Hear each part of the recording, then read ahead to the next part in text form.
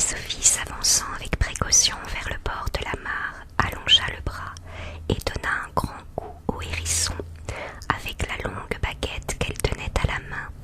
Le pauvre animal disparut un instant, puis revint sur l'eau, où il continua à se débattre. Sophie courut vers l'endroit où il avait reparu et le frappa d'un second coup de sa baguette. Mais pour l'atteindre, il lui avait fallu allonger beaucoup le bras. Au moment où la baguette retombait, le poids de son corps l'entraînant, Sophie tomba dans l'eau. Elle poussa un cri désespéré et disparut. Marguerite s'élança pour secourir Sophie, aperçut sa main qui s'était accrochée à une touffe de genêt. Elle la saisit, la tira à elle, parvint à la faire sortir de l'eau, le haut du corps de la malheureuse Sophie, et lui présenta l'autre main pour achever de la retirer. Pendant quelques secondes, elle lutta contre le poids trop lourd qui l'entraînait elle-même dans la mare. Enfin, ses forces trahirent son courage et la pauvre petite Marguerite se sentit tomber avec Sophie. La courageuse enfant ne perdit pas la tête malgré l'imminence du danger. Elle se souvint d'avoir entendu dire à Madame de Fleurville que lorsqu'on arrivait au fond de l'eau, il fallait pour remonter à la surface frapper le sol du pied. Aussitôt qu'elle sentit le fond, elle donna un fort coup de pied, remonta immédiatement au-dessus de l'eau, saisit un poteau qui se trouva à portée de ses mains et réussit avec cet appui à sortir de la mare. N'apercevant plus Sophie, elle courut toute ruisselante d'eau vers la maison en criant « Au secours, au secours !» Des faucheurs et des faucheuses qui travaillaient près de là accoururent à ses cris. « Sauvez Sophie, sauvez Sophie, elle est dans la mare !» criait Marguerite. « Mademoiselle Marguerite est tombée dans l'eau !» criaient les bonnes femmes. « Au secours !» « Sophie se noie !» sanglotait Marguerite, désolée. « Allez vite à son secours !» Une des faneuses, plus intelligente que les autres, courut à la mare, aperçut la robe blanche de Sophie qui apparaissait un peu à la surface de l'eau, y plongea un long crochet qui servait à charger le foin, accrocha la robe, la tira vers le bord, allongea le bras, saisit la petite fille par la taille et l'enleva non sans peine. Pendant que la bonne femme sauvait l'enfant, Marguerite, oubliant le danger qu'elle avait couru elle-même et ne pensant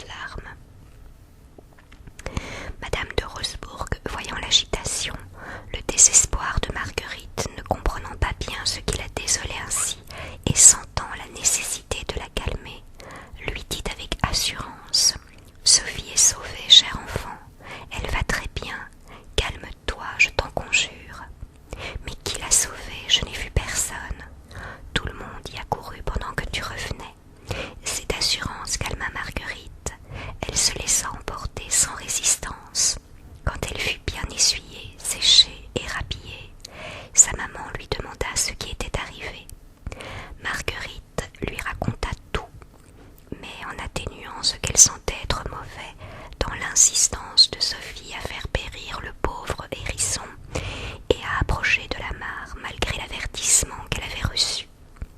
Tu vois, cher enfant, dit madame de Rosebourg en l'embrassant 1000 fois, si j'avais raison de te défendre d'approcher de la mare, tu as agi comme une petite fille sage, courageuse et généreuse. Allons voir ce que devient Sophie. Sophie avait été emportée par madame de Fleurville et Élisa chez Camille et Madeleine qui l'accompagnaient. On l'avait également déshabillée, essuyée, frictionnée, et on lui passait une chemise de Camille quand la porte s'ouvrit violemment et madame Ficini entra. Sophie devint rouge comme une cerise. L'apparition furieuse et inattendue de madame Ficini avait stupéfié tout le monde. « Qu'est-ce que j'apprends, mademoiselle? Vous avez sali, perdu votre jolie robe en vous laissant sottement tomber dans la mare. Attendez, j'apporte de quoi vous rendre plus soigneuse à l'avenir. » Et avant que personne ait eu le temps de s'y opposer, elle tira de dessous son châle une forte verge, s'élança sur Sophie et la fouetta à coups redoublés, malgré les cris de la pauvre petite, les pleurs et les supplications de Camille et de Madeleine et les remontrances de madame de Fleurville et d'Élisa, indignées de tant de sévérité. Elle ne cessa de frapper que lorsque la verge se brisa entre ses mains. Alors, elle en jeta les morceaux et sortit de la chambre. Madame de Fleurville la suivit pour lui exprimer son mécontentement d'une punition aussi injuste que barbare. Mais quel livre? On dit que c'est pour les enfants, je ne comprends pas. Croyez, chère dame, répondit madame Ficini, que c'est le seul moyen d'enlever des enfants. D'élever des enfants. Le fouet est le meilleur des maîtres. Pour moi, je n'en connais pas d'autre. Si madame de Fleurville n'eût écouté que son indignation, elle eût chassé de chez elle une si méchante femme. Mais Sophie lui inspirait une pitié profonde.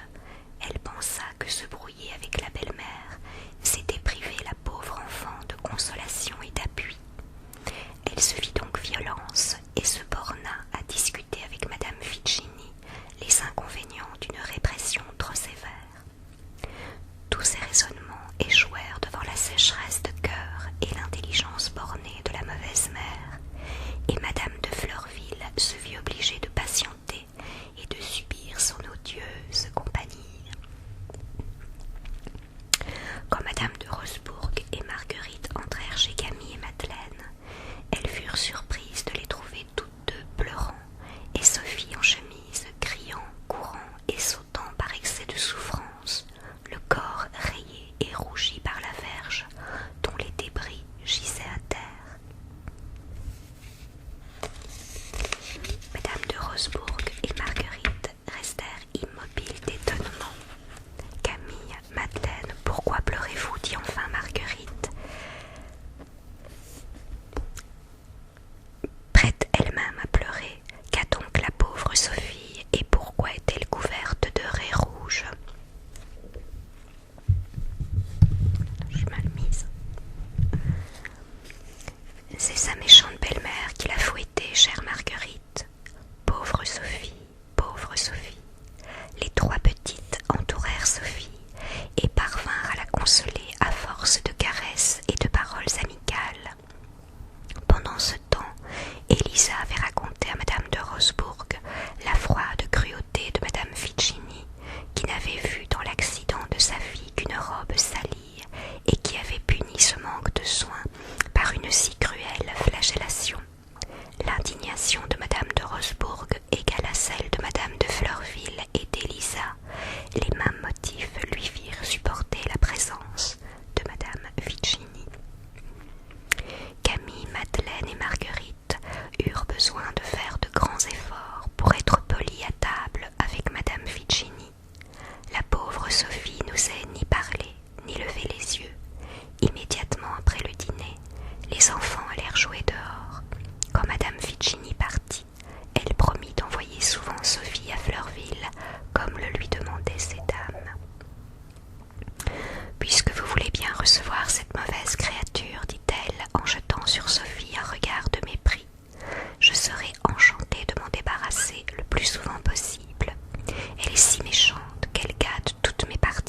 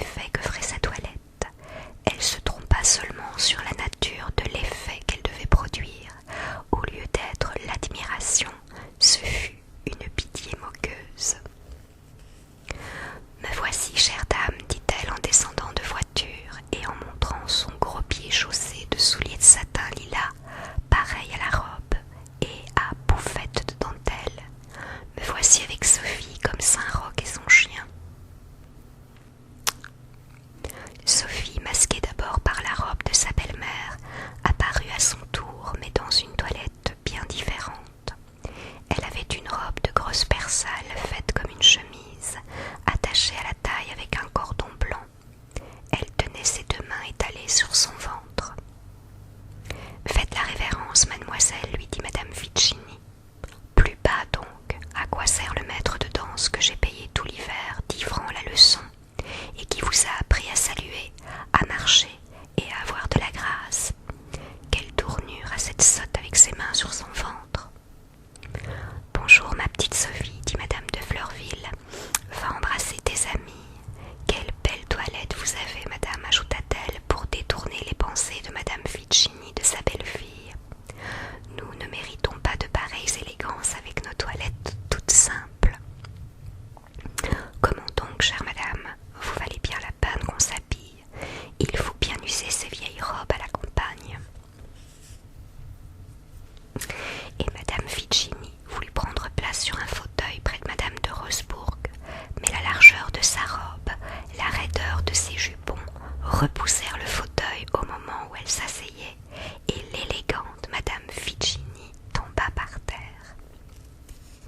Un rire général salua cette chute, rendue ridicule par le ballonnement de tous les jupons, qui restèrent bouffants, faisant un énorme cerceau au-dessus de madame Vicini, et laissant à découvert 2 grosses jambes, dont l'une gigotait avec emportement, tandis que l'autre restait immobile dans toute son ampleur.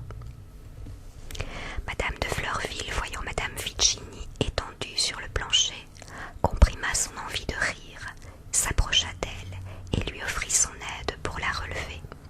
Mais ses efforts furent impuissants, et il fallut que 2 voisins, messieurs de Vortel et de Plan, lui vinssent en aide. À 3, ils parvinrent à relever madame Vicini. Elle était rouge, furieuse, moins de sa chute que des rires excités par cet accident, et se plaignit d'une foulure à la jambe. Sophie se tint prudemment à l'écart pendant que sa belle-mère recevait les soins de ces dames. Quand le mouvement fut calmé et que tout fut rentré dans l'ordre, elle demanda tout bas à Camille de s'éloigner. « Pourquoi veux-tu t'en aller » dit Camille. « Nous allons dîner à l'instant. » Sophie, sans répondre, écarta un peu ses mains de son ventre et découvrit une énorme tache de café au lait. Sophie, très bas, « Je voudrais laver cela. »« Comment as-tu pu faire cela en voiture ?»« Ce n'est pas en voiture, c'est ce matin à déjeuner.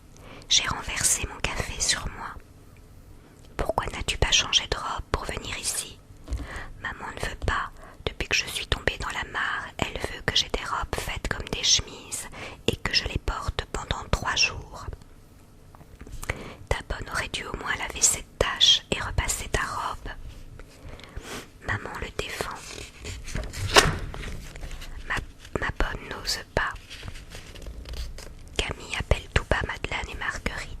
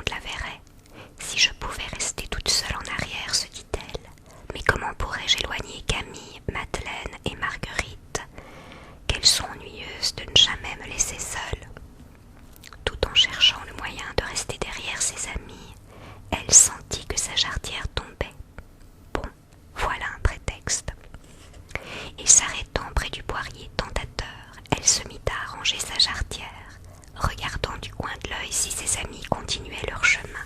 « Que fais-tu là » dit Camille en se retournant. « J'arrange ma jarretière qui était faite. Veux-tu que je t'aide ?»« Non, non, merci. J'aime mieux m'arranger moi-même. »« Je vais t'attendre alors. » Sophie avec impatience. « Mais non, va-t'en, je t'en supplie, tu me gênes. » Camille, surprise de l'irritation de Sophie, alla rejoindre Madeleine et Marguerite. Aussitôt qu'elle fut éloignée, Sophie allongea le bras, saisit une poire, la détacha et la mit dans sa poche. Une seconde fois, elle étendit le bras et au moment où elle cueillait la seconde poire, Camille se retourna et vit Sophie retirer précipitamment sa main et cacher quelque chose sous sa robe. Camille la sage, l'obéissante Camille, qui eût été incapable d'une si mauvaise action, ne se douta pas de celle que venait de commettre Sophie. Camille riant, « Que fais-tu donc là, Sophie? Qu'est-ce que tu mets dans ta poche? Et pourquoi es-tu si rouge ?» Sophie avec colère, « Je ne fais rien du tout, mademoiselle. Je mets rien dans ma poche et je ne suis pas rouge du tout. » Camille avec gaieté, « Pas rouge? Ah vraiment, oui, tu es rouge. Madeleine, Marguerite, regardez donc Sophie, elle dit qu'elle n'est pas rouge. » Sophie pleurant, « Tu ne sais pas ce que tu dis. C'est pour me taquiner, pour me faire gronder que tu cries tant que tu peux que je suis rouge. Je ne suis pas rouge du tout. C'est bien méchant à toi. » Camille avec la plus grande surprise. « Sophie, ma pauvre Sophie, mais qu'as-tu donc? Je ne voulais certainement pas te taquiner, encore moins te faire gronder. Si je t'ai fait de la peine, pardonne-moi. » Et la bonne petite Camille courut à Sophie pour l'embrasser. En approchant, elle sentit quelque chose de dur et de gros qui la repoussait. Elle baissa les yeux, vit l'énorme poche de Sophie, y porta involontairement la main, sentit les poires, regarda le poirier et comprit tout. « Oh, Sophie, Sophie, lui dit-elle d'un ton de reproche, comme c'est mal ce que tu as fait. »« Laisse-moi tranquille, petite espionne, répondit Sophie avec emportement. Je n'ai rien fait, tu n'as pas le droit de me gronder, laisse-moi et ne t'avise pas de rapporter contre moi. »« Je ne rapporte jamais, Sophie, je te laisse, je ne veux pas rester près de toi et de ta poche pleine de poires volées. » La colère de Sophie fut alors à son comble. Elle levait la main pour frapper Camille lorsqu'elle réfléchit qu'une scène attirait l'attention et qu'elle serait surprise avec les poires. Elle abaissa son bras levé, tourna le dos à Camille et s'échappant par une porte du potager, courut se cacher dans un massif pour manger les fruits dérobés. Camille resta immobile, regardant Sophie qui s'enfuyait. Elle ne s'aperçut pas du retour de toute la société et de la surprise avec laquelle la regardait sa maman, Madame de Rosebourg et Madame Ficini. « Hélas, chère madame, s'écria Madame Ficini, deux de vos belles poires ont disparu. » Camille tressaillit et regarda le poirier, puis ces dames. « Sais-tu ce qu'elles sont devenues, Camille ?» demanda Madame de Fleurville. Camille ne mentait jamais. « Oui, maman, je le sais. » « Tu as l'air d'une coupable, ce n'est pas toi qui les as prises. »« Oh non, maman. »« Mais alors, où sont-elles ? Qui est-ce qui s'est permis de les cueillir ?» Camille ne répondit pas. « Réponds, ma petite Camille, puisque tu sais où elles sont, tu dois le dire. » Camille hésitant. « Je ne crois pas, madame, je ne dois pas dire. » Madame Ficini riant aux éclats. « C'est comme Sophie qui vole et mange mes fruits et qui ment ensuite.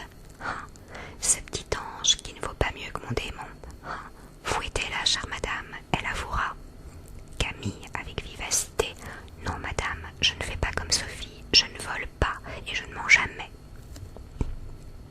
« Mais pourquoi, Camille, si tu sais que ce que sont devenus ces poires, ne veux-tu pas le dire ?» Camille baissa les yeux, rougit et répondit tout bas. « Je ne peux pas. » Voilà les amis, c'est fini